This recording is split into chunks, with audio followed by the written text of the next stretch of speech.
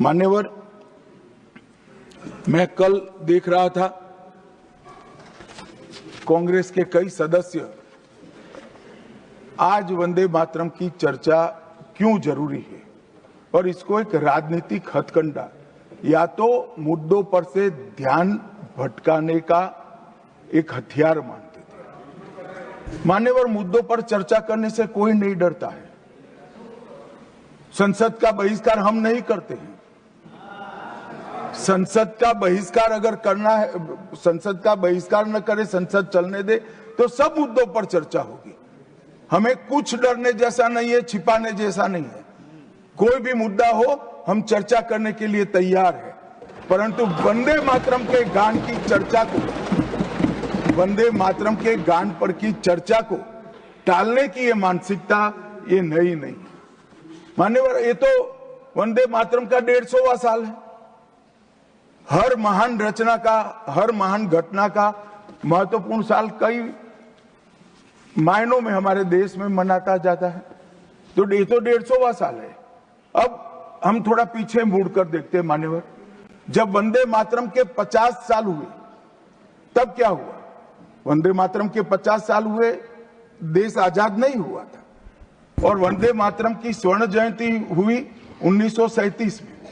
तब जवाहरलाल नेहरू जी ने वंदे मातरम के 2 टुकड़े कर उसको 2 अंतरों तक सीमित करने का काम। कांग्रेस पार्टी की 50वें साल में जो एक प्रकार से वंदे मातरम का महिमा मंडन करने की पद्धति थी,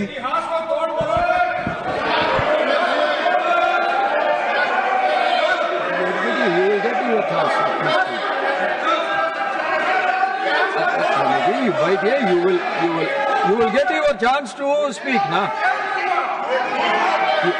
Unless he yields, right here, no. Unless he yields, how I can? Unless he yields, how I can? मान्यवर, 1 मिनट में उनको बहुत समय दिया गया, अपने समय पर बोले ना, मुझे कोई आपत्ति नहीं। आपका समय, खड़गे साहब आपका समय आएगा। Garge ji, सभापति you are going to get your time. Please wait. Garge ji, you are going to get your time. Please wait. Let him speak.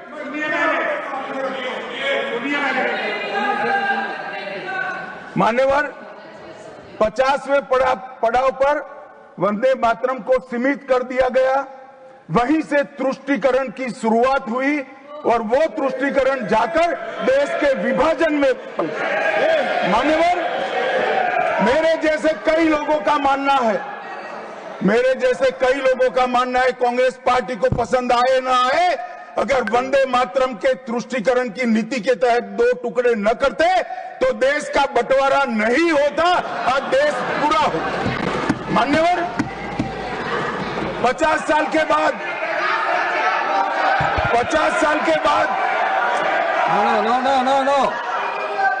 No, nothing will go on record except Honorable Minister's speech. Please. मान्यवर, 50 साल के बाद वंदे मातरम 100 साल का हुआ। सबको था कि 100 साल मनाए जाएंगे, 100 साल मनाए जाएंगे, मगर 100 साल हुआ तब वंदे मातरम का महिमा मंडन का सवाल ही नहीं था, क्योंकि वंदे मातरम बोलने वाले जो सारे लोग थे उनको इंदिरा जी ने जेल में बंद कर दिया। इस देश में आपातकाल लगाया गया। विपक्ष के लाखों लोगों को, लाखों समाज सेवियों को, स्वयंसेवी संगठन के लोगों को जेल में भर दिया गया। कोई कारण के बगैर अखबारों पर ताले लगा दिए गए।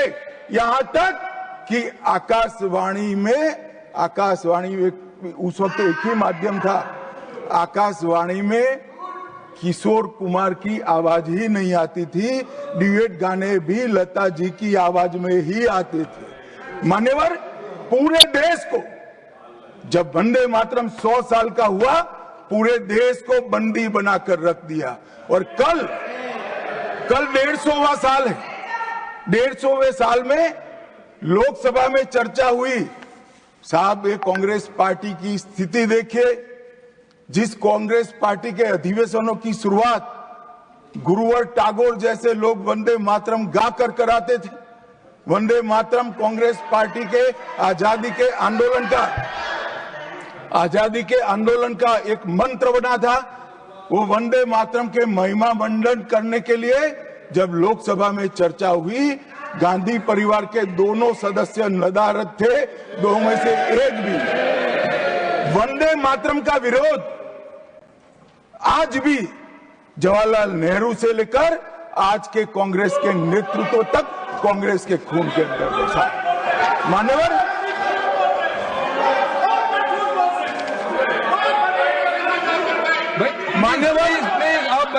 प्लीज आप बैठिए। मान्यवर, मैं तथ्यों के आधार पर कहता हूं, कांग्रेस पार्टी की एक नेत्री ने कांग्रेस बैठ जाओ रामदास।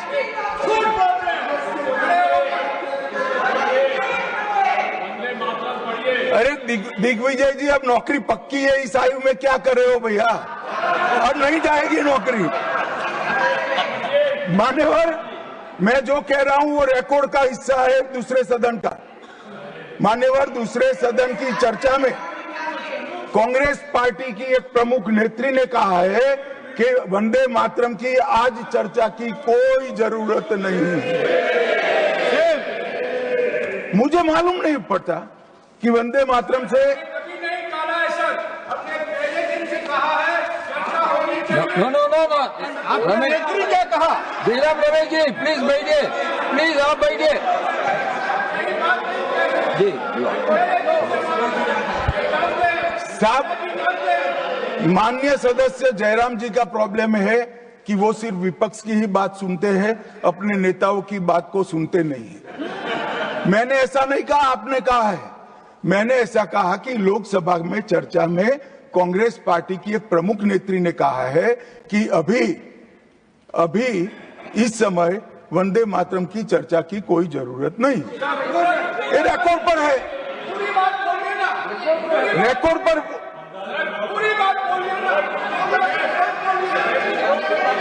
मान्यवर, आप बैठिए।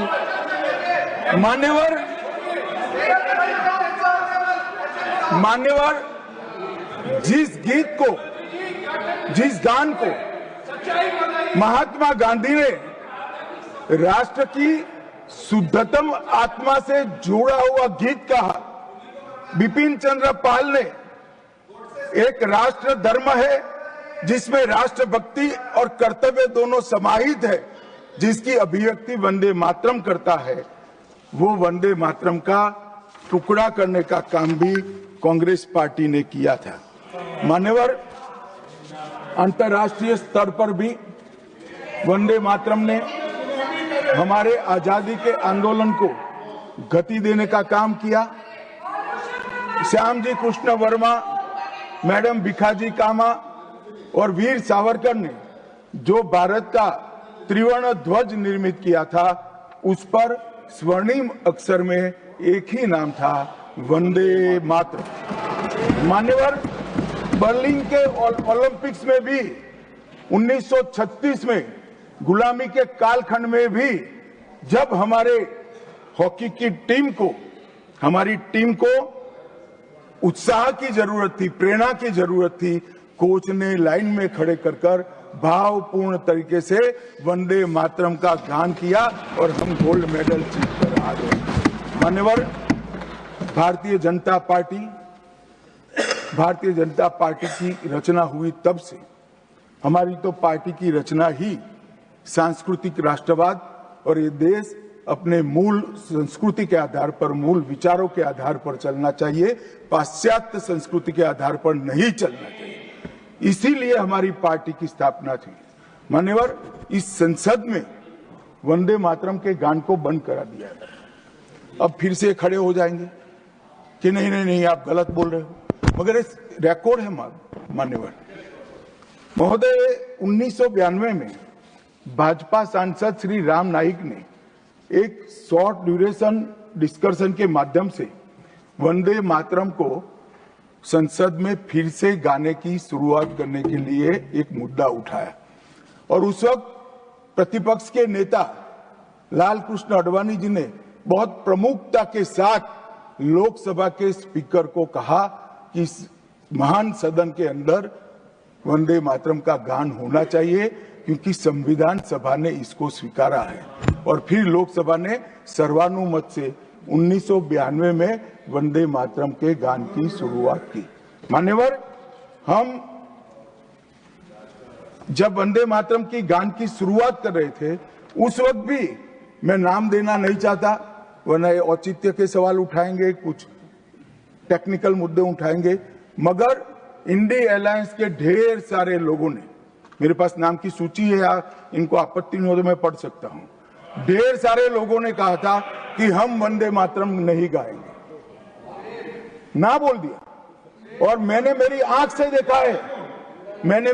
से देखा है, कई सारे सदस्य वंदे मातरम होता है तो वंदे मातरम के गान के पहले संसद में बैठे होते हैं तो भी खड़े होकर बाहर चले जाते हैं। मैं आपको विश्वास से कह सकता हूं मान्यवर, ये कह रहे हैं कि कांग्रेस पार्टी पर झूठे आरोप लगाए। मैं विश्वास से कह रहा हूं, भारतीय जनता पार्टी का एक भी सदस्य वंदे मातरम के गान के वक्त सम्मान के साथ खड़ा न हो, ऐसा हो ही नहीं सकता, क्योंकि वंदे मातरम के गान के प्रति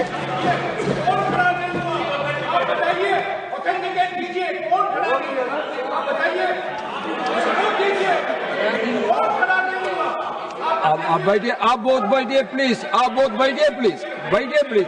You will get your chance to speak. You can say your opinion when the turn comes to you.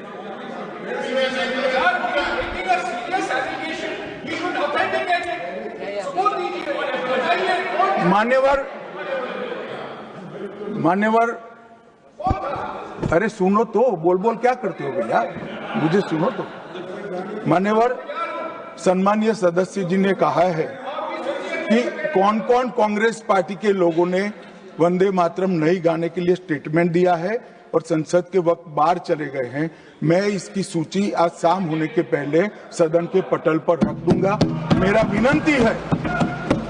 विनंती है कि वो कांग्रेस सदस्यों के नाम इस चर्चा का हिस्सा करने के लिए आप आदेश करिएगा। इस सदन की चर्चा के रिकॉर्ड पर रहना चाहिए कि कांग्रेस पार्टी के सदस्य वंदे मातरम का विरोध करते हैं। इस देश की जनता इनको जाननी चाहिए। मान्यवर, मैं दे देता हूं, दिग्विजय सिंह पढ़ लीजिएगा।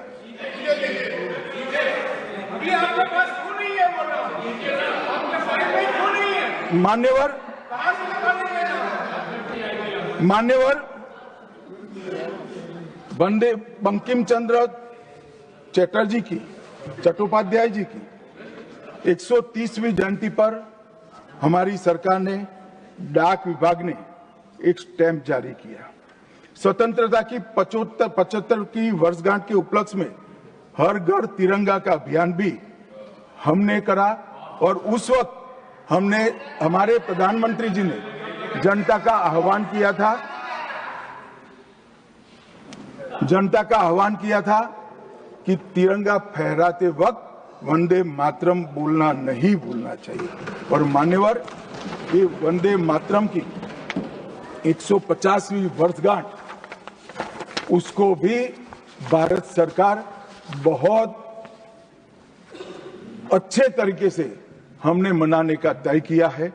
1 अक्टूबर 2025 को केंद्रीय मंत्रिमंडल ने पूरा वर्ष वंदे मातरम के यशोगान में मनाया जाएगा, इसका प्रस्ताव पारित किया।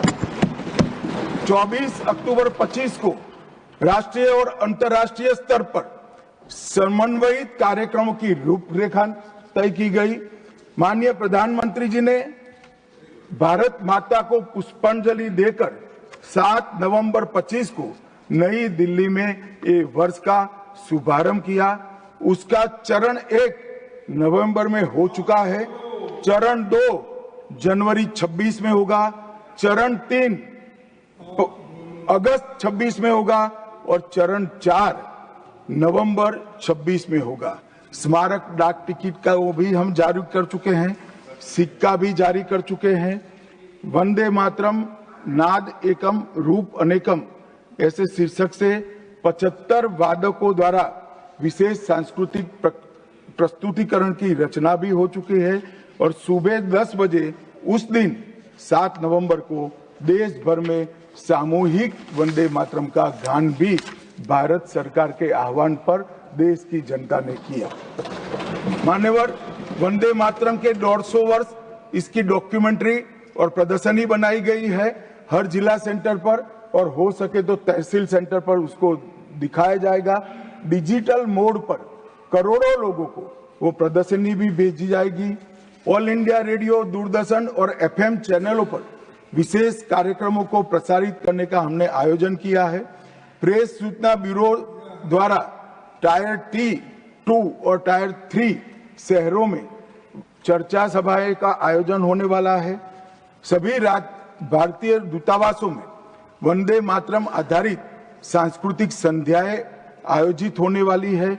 Vande Mataram salute to mother earth के तहत वृक्षारोपण अभियान चालू है। हाईवे पर देशभक्ति आधारित वंदे मातरम के इतिहास को दर्शाते हुए भित्ति चित्र भी हम रखने वाले हैं। रेलवे स्टेशन और हवाई अड्डों पर LED डिस्प्ले के माध्यम से सार्वजनिक घोषणा भी होगी और वंदे मातरम और बंकिम चंद्र चट्टोपाध्याय जी पर 25 लघु फिल्में 1-1 मिनट की बनाने का भी हमने शुरुआत कर लिया है। मान्यवर, देश के प्रधानमंत्री जी ने लाल किले से अमृत काल के लिए पंच प्रण की घोषणा की थी। इसमें एक, जब देश आजादी की शताब्दी मनाता हो उस वक्त विकसित भारत का लक्ष्य हमने तय करना है। गुलामी की हर मानसिकता से मुक्ति प्राप्त करनी है। अपनी विरासत पर गर्व लेना है। देश की एकता और एकजुटता और अखंडितता को हमें संभाल कर रखना है और नागरिकों में कर्तव्य की भावना को हमें आगे बढ़ाना है। मान्यवर, जब देश के आजादी के 75 साल हुए, कोरोना काल होने के बावजूद 2 साल तक पूरे देश के हर गांव-गांव में आजादी के अमृत महोत्सव को मनाया गया। अमृत महोत्सव के माध्यम से इस देश की युवा पीढ़ी को हमारी 1857 से 1947 तक की पूरी आजादी के संघर्ष को हमारे युवाओं को परिचित कराया। कई नामी, कई अनामी, जिनके नाम भी इतिहास में दर्ज नहीं हुए, ऐसे स्वतंत्रता संग्राम के नायकों को ढूंढकर उनके स्मारक बनाए गए। देश भर में कई कार्यक्रम हुए और देशभक्ति का एक नया ज्वार खड़ा करने का प्रयास आजादी के बाद पहली बार 75 साल जब मनाए गए तब हुआ। और वहां से अटके नहीं, माननीय प्रधानमंत्री जी ने अमृत काल का विचार रखा। आजाद हुए तब से 75 साल जितनी भी सरकारें आई, अच्छा काम किया, सबने देश को बहुत आगे बढ़ाया है। हमने हमारे लोकतंत्र को पाताल से भी गहरा पहुंचाया है। हमारे लोकतंत्र की जड़ें आज मजबूत हो चुकी है। मान्यवर, मगर 75 से 100 साल का एक कालखंड अमृत काल के रूप में इसका नामकरण प्रधानमंत्री नरेंद्र मोदी जी ने करा और देश के युवाओं के सामने एक संकल्प रखा मान्यवर कि आजादी का अमृत महोत्सव से आजादी की शताब्दी तक ये जो पूरा कालखंड है वो देश को महान बनाने का कालखंड के रूप में हम उसको चैलेंज के रूप में लेंगे, एक चुनौती के रूप में लेंगे। और जब आजादी की शताब्दी मनाई जाएगी, ये देश पूरे विश्व में हर क्षेत्र में नंबर 1 पर होगा। ऐसे देश और मान्यवर संकल्प आज प्रधानमंत्री जी का अकेले का नहीं है, कोई एक पॉलिटिकल पार्टी का नहीं है। कुछ लोग भले उसको राजनीतिक नारा समझते हो, मगर ये संकल्प 140 करोड़ भारतीयों का संकल्प है और ये पूरा होकर और इसीलिए ये दैव योगी ही है कि जब अमृतकाल हम मना रहे हैं तभी वंदे मातरम के 150वां साल आज आया है और फिर से एक बार इसके माध्यम से हम राष्ट्रभक्ति को जगाने का काम करेंगे। मान्यवर, मैंने पहले भी कहा कि वंदे मातरम काल बाह्य कभी नहीं होगा। उसकी रचना हुई तब भी उसकी इतनी ही जरूरत थी जितनी आज है। और मान्यवर, उस जमाने में वंदे मातरम देश को आजाद बनाने का कारण बना और अमृत काल में देश को विकसित और देश को महान बनने का नारा वंदे मातरम बनेगा, इसका मुझे पूरा विश्वास है। और मैं मानता हूं कि सदन में बैठे हुए सभी सदस्यों की साझी जिम्मेदारी है कि हम बच्चे बच्चे के मन में वंदे मातरम के संस्कार पुनः जागृत करें, हर युवा के मन में वंदे मातरम के नारे को प्रस्तापित करें, हर किशोर को वंदे मातरम की व्याख्या के रास्ते पर अपना जीवन समर्पित करने के लिए उसको प्रेरित करें। और वंदे मातरम का ये उद्घोष ही हमारे आजादी के सेनानियों ने जो भारत की कल्पना की थी वो भारत की रचना का कारण बनेगा। और मैं मानता हूं कि सदन की भावना हमारी युवा पीढ़ी तक विशेषकर पहुंचेगी, इसका मुझे पूरा विश्वास है। आपने मुझे समय दिया, इसलिए मैं आपका पूरा धन्यवाद कर मेरी वाणी को ನಿಖರ ಸುದ್ದಿ ಸದಭಿರುಚಿಯ ಕಾರ್ಯಕ್ರಮ ನೀವು ನೋಡ್ತಾ ಇದ್ದೀರಾ ಕಹಳೆ ನ್ಯೂಸ್, ಸಮಾಜದ ಜಾಗೃತಿಗಾಗಿ